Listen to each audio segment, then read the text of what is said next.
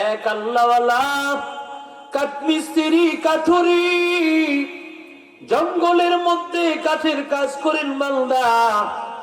ওর নাম সুলতান ইবনে আদেল।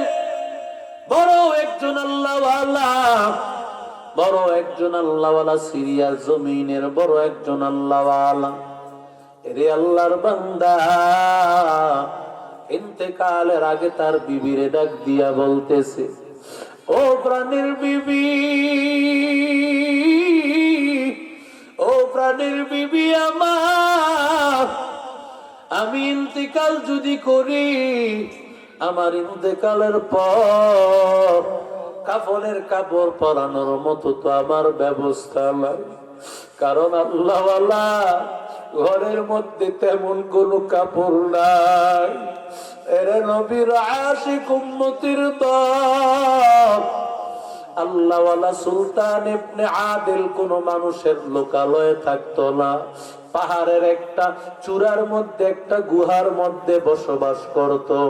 দুইটা সন্তান, সুলতান ইবনে আদেলের আর তার বিবি। এই চারজনের পরিবার। সুলতান ইবনে আদেল এত বড় বুজুর্গ। ও আল্লাহর বান্দা, আল্লাহর বান্দা ডাক দিয়া এই বিবিরে ডাক দিয়া বলতেছে, আমি যদি মারা যাই, কি দিয়া আমারে দাফন কাফনের ব্যবস্থা করব? বিবি ডাক দিয়া বলতেছে, ও প্রাণের স্বামী, আমার শরীরের পরানোর পোশাক, আমার এই শাড়িটা দিয়ে, আমার জামাটা দিয়ে আপনারে আমি কাফনের কাপড় পরায় দিব। আর আমি কোন রকম কিছু কাপড় দিয়া আমার লজ্জাস্থানটা ঢেকে দিব। ওরে আল্লাহর বান্দা, ও যুবক, সুলতান ইবনে আদিল বলে, না না, আমার শরীরের যেই জুব্বা, এই জুব্বাটাই দিয়া তুমি আমার জন্য কাফনের কাপড় বানায় দিবা। তুমি এই জুব্বাটা মাথার দিক দিয়ে একটা মুষ্টি বাঁধিয়া দিবা, আর পায়ের দিক দিয়া যতটুকু কাপড় শর্ট থাকবে অতটুকের মধ্যে বিভিন্ন ধরনের খড়কুটা দিয়া, গাছ দিয়া তুমি পায়ের অংশটা ঢাকিয়া দিবা। ওরে আল্লাহর বান্দা, আর দুই বাচ্চাকে ডাক দিয়া বলে, আমার ইন্তেকালের পর তোমরা দেখবা কোন আলেম পাওয়া যায় নাকি আমাকে দাফন করার জন্য, আমার জানাজা পড়ার জন্য। এমন কোন আলেম তালাশ করে পাওয়া যায় নাকি? প্রথমে তালাশ করবা কোন আলেম পাওয়া যায় নাকি। যদি দেখো কেউ রাজি না হয়, কারণ আমি রাতের বেলা ইন্তেকাল করতে পারি, গভীর রাত, ওই সময় হয়তো কেউ বা পাহাড়ের এই গুহার মধ্যে আসতে রাজি নাও হতে পারে। প্রথমে বলে দেখবা, যদি রাজি না হয়, তখন পাহাড়ের চূড়ার মধ্যে তোমরা দুই সন্তান এবং মা তিনজন দাঁড়ায় যাইবা, আর আল্লাহকে ডাক দিয়া বলবা, ও দয়ার মালিক, কদ মাতা সুলতান ইবনে আদেল, আয় আল্লাহ, সুলতান ইবনে আদেল নামে তোমার বান্দাটা ইন্তেকাল করেছে, আয় আল্লাহ, তার জানাজা এবং কাফনের ব্যবস্থা করে দাও। যেই কথা সেই কাজ। এবার সুলতান ইবনে আদেল ইন্তেকাল করলো। ইন্তেকাল করার পর এবার সুলতান ইবনে আদেলের সন্তানেরা যখন কোন মানুষ তালাশ করতে গিয়েছে, পাওয়া যায় নাকি কে তার বাবার জানাজাটা পড়বে, কিন্তু না না, কোন আলেম রাজি হয় না। এত গভীর রাত, পাহাড়ি অঞ্চল, রাতের বেলায় হয়তো বা জীবন শেষ হয়ে যাইতে পারে, আশঙ্কা আছে জীবন শেষ হয়ে যাওয়ার। রে আল্লাহর বান্দা যুবক, ও নবীর আশিক উম্মতের দল, এরে আল্লাহর বান্দা, ওরে নবীর আশিক উম্মতের দল, এই জন্য কেউ রাজি হয় না বলে আমরা সকাল বেলা যাব, দাফন কাফন করার জন্য কেউ যখন রাজি হয় না, এবার দুই সন্তান এবং মা মিলিয়া পাহাড়ের চূড়ার মধ্যে দাঁড়ায় গেছে। আর ডাক দিয়া বলতেছে, আল্লাহ কদ মাতা সুলতান ইবনু আদেল, ও দয়ার মালিক, আল্লাহ তোমার বান্দা সুলতান ইবনে আদিল ইন্তিকাল করেছে। ও আল্লাহ, আল্লাহ তার জানাজা দাফন কাফনের ব্যবস্থা করে দাও আল্লাহ। এই কথা বলতে দেরি 2500 কিলোমিটার দূরে বাগদাদের বড় আলেম জুনায়েদ বাগদাদি রহমতুল্লাহি আলাইহি স্বপ্ন যুগে আল্লাহ জানাতেন, ওরে জুনায়েদ বাগদাদি, এই মুহূর্তে তোর সিরিয়ার জমিনে সুলতান ইবনে আদিল নামে এক আল্লাহর বান্দা আছে, ওই বান্দার জানাজা এবং দাফন কাফন তোর করা লাগবে। আর জোরে বলেন। এবার জুনায়েদ বাগদাদি রহমতুল্লাহি আলাইহি স্বপ্নে বলতেছে, মালিক কি করে যাব, 2500 কিলোমিটার পথ, এত দূরে তো যাওয়া সম্ভব না, আল্লাহ কোনো বাইপাস পথ তুমি করে দাও, যেই পথের মাধ্যমে আমি খুব সহজেই আমি সুলতান ইবনে আদেলের জানাজায় যেতে পারি। আল্লাহর বান্দা এবার ফেরেশতাকে বলল, ওই সুলতান ইবনে আদেলের লাশের নিচ থেকে সামান্য কিছু মাটি নিয়া এবার জুনায়েদ বাগদাদি ওইখানে মাটিগুলো ফালায়া দাও। আর জুনায়েদ বাগদাদিকে বলো, জুনায়েদ বাগদাদি যেন এখানে সেজদা করে। আল্লাহর বান্দা জুনায়েদ বাগদাদি রহমতুল্লাহি আলাইহি আর তার সাথী আছে 12 জন। এই 12 জন সাথী নিয়ে যখন সেজদা করলো, সাথে সাথে তাকায় দেখে 2500 কিলোমিটার পথের সামনে হাজির। আর জোরে বলেন, আল্লাহ সবকিছু পারে কি পারে না? আর জোরে বলেন, কাদের কুদরত দানি বরকামালাং তারাব্বি আনতা হাসবি যুল জালাল, তুহি কাদের জলিলুল্লাহ জাদার, বহর হালে তুহি মেরা নেগাহদার। যেমন তাকা দেখো না, উজানির জমিনে উজানির পীর সাহেব যখন আসছে, এই রে বান্দা তাকাইয়া দেখো, জঙ্গলের মধ্যে ভাব।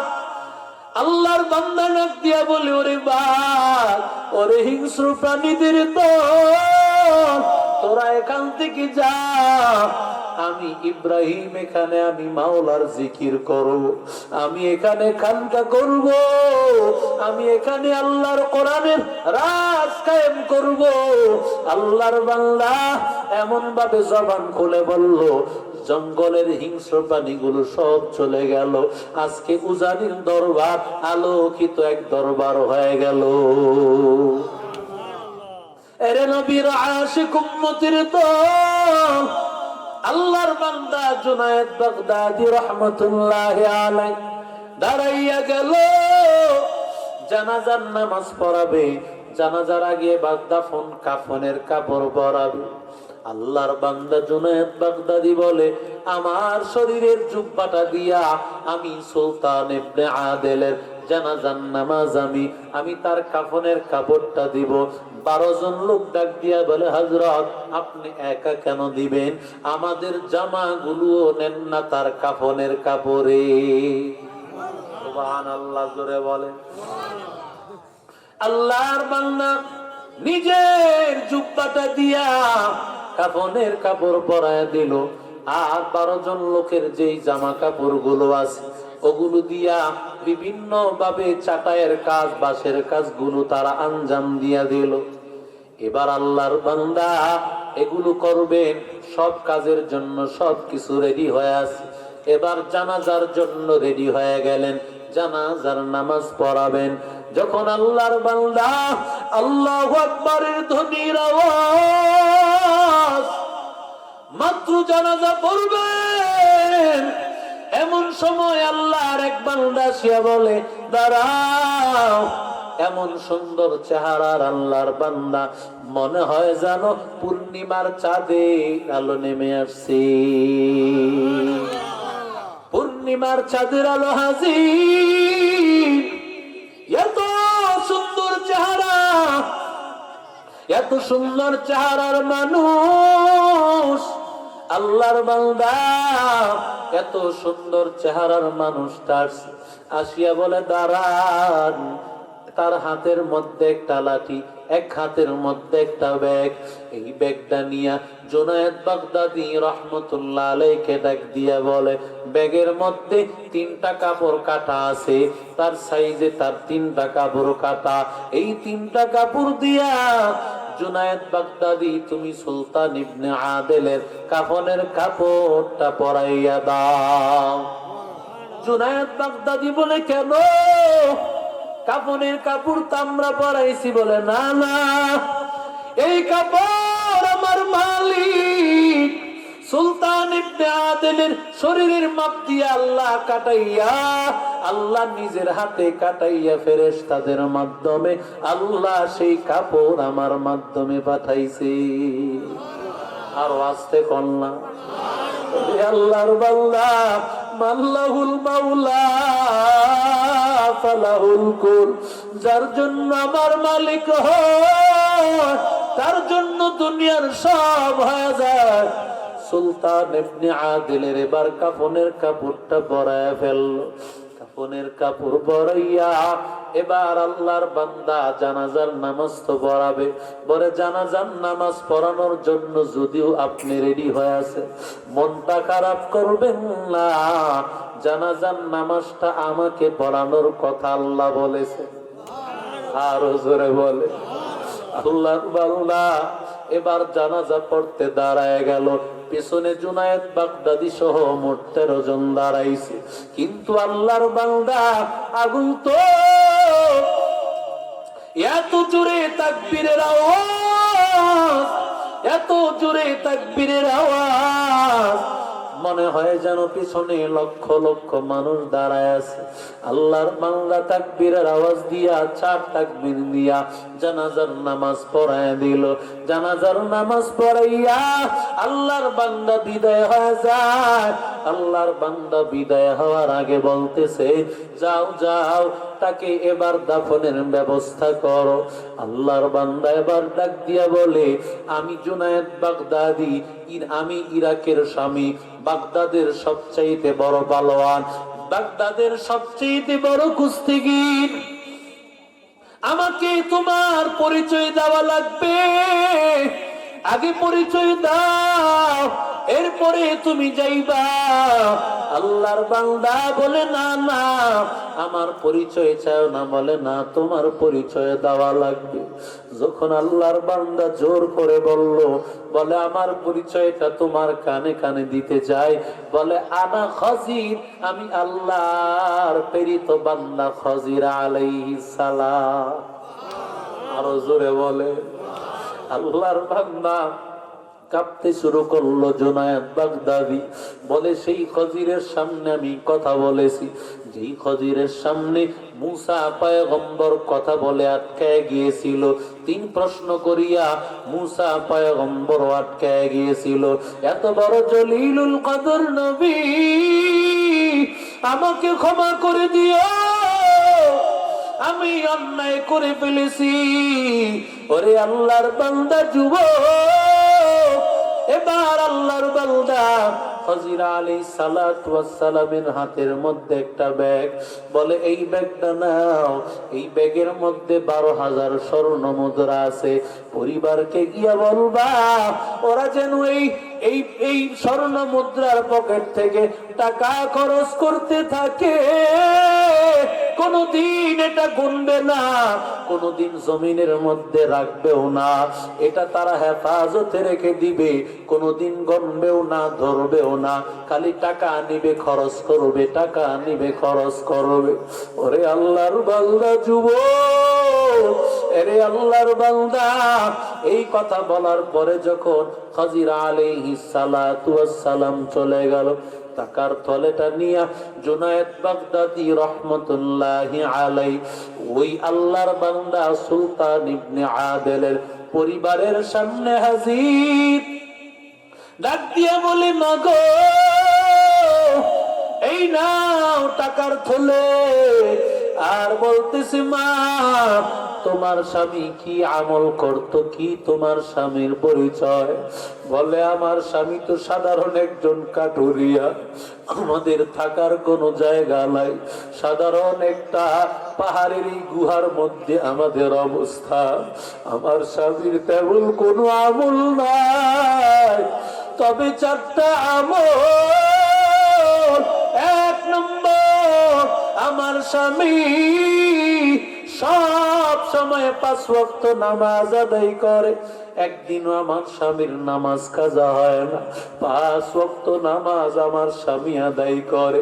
2 নম্বর আমল, আমার স্বামী শুধু নামাজই পড়ে না, 5 ওয়াক্ত নামাজ, পাশাপাশি আমার স্বামী গভীর রাত হয়ে গেলে স্বামী তাহাজ্জুদের নামাজে আমার স্বামী দাঁড়ায় যায়। এরে আল্লাহর বান্দা, ওরে যুবক, ও আল্লাহর বান্দা, এরে নবীর আশিক উম্মতের দল, 3 নম্বর আমল হলো আমার স্বামী সব সময় হালালটা খায়, হারাম খায় না। 4 নম্বর হলো আমার স্বামী সব সময় কোরআন তেলাওয়াত করে। জোরে বলেন আল্লাহু আকবার, আর জোরে বলেন আল্লাহু আকবার। ওরে আল্লাহর বান্দা যুবক, সাধারণ 4টা আমল, 5 ওয়াক্ত নামাজ, তাহাজ্জুদের নামাজ, হালাল খাওয়া আর কোরআন তেলাওয়াত করা। রে বাবা, ওরে আল্লাহর বান্দা, এই যে বামুটিয়া হাফিজিয়া নুরানি মাদ্রাসার দিকে তাকায় দেয়, সব সময় ছাত্ররা কোরআন তেলাওয়াত করে, ওদের মধ্যে তাকায় দেখবা কখনো তারা হারাম খাওয়ার সুযোগ নাই, সব সময় তারা হালাল খায়, 5 ওয়াক্ত নামাজ আদায় করে। ওরে বান্দা, রাত্র 3:30 যখন বেজে যায়, গভীর রাত, তাকায় দেখবি ওই কোরআনের ছাত্রগুলো গভীর রাতে উঠিয়া ওই আল্লাহর বান্দাগুলো তাহাজ্জুদের নামাজ আদায় করে, ওই বান্দাগুলো কোরআন তেলাওয়াত করে, ওরা আল্লাহর কাছে দোয়া করে, দয়ার মালিক কোরআনের দরজা মাহরুম করিও না আল্লাহ, আয় আল্লাহ দয়া করে মাহরুম করে দিও না রে আল্লাহ। কত গরিব, কত মিসকিন, কত অসহায়, কত মা বাবা সারা সন্তানেরাও এখানে পড়াশোনা করে। ওরে আল্লাহর বান্দা যুবক, যেই ছাত্রগুলো আল্লাহর নবীর মেহমান, সব সময় কোরআন তেলাওয়াত আর 5 ওয়াক্ত নামাজ, তাহাজ্জুদ পড়া, হালাল খাওয়া, যেই ছাত্রগুলো সবচাইতে বড় ওলি, জামানার বড় ওলি যদি দেখতে চাও, মাদ্রাসার ছাত্রগুলোর দিকে তাকাও। ওরে বামুটি এলাকার ভাইরা, ওরে আল্লাহর বান্দা, ও চান্দিনার যুবক, কোরআনওয়ালাদের সাথে গিয়া বসো, হাফেজদের সাথে গিয়া মাঝে মধ্যে যদি একবেলা খাও। ওরে আল্লাহর বান্দা, মনটা কি চায় না একটা বেলা খাবা আর ওই বাচ্চাগুলোর সাথে খাইবা, আর ওদের সাথে গিয়া একবেলা খাবার খায় আল্লাহর কাছে দোয়া করবা, ওদের উসিলা আল্লাহ তাআলা ওদেরকে যখন জান্নাতে পৌঁছায় দিবে, ওদের সাথে আল্লাহ তাআলা তোমাদেরকেও জান্নাতে পৌঁছায় দিবে। ওরে আল্লাহর বান্দা যুবক, এই জন্য কিছু আল্লাহর বান্দা আছেন নাকি এই কোরআনের মাহফিলে, ওরে আল্লাহর বান্দা, কোরআনের ছাত্রদের মহাব্বতে ভালোবাসায়, এই ছাত্রদের ভালোবাসায় এই যে সুন্দর সামিয়ানা হয়েছে। পীর সাহেব হুজুর আসতেছেন, আলহামদুলিল্লাহ, এখনই দোয়া করবেন ইনশাআল্লাহ।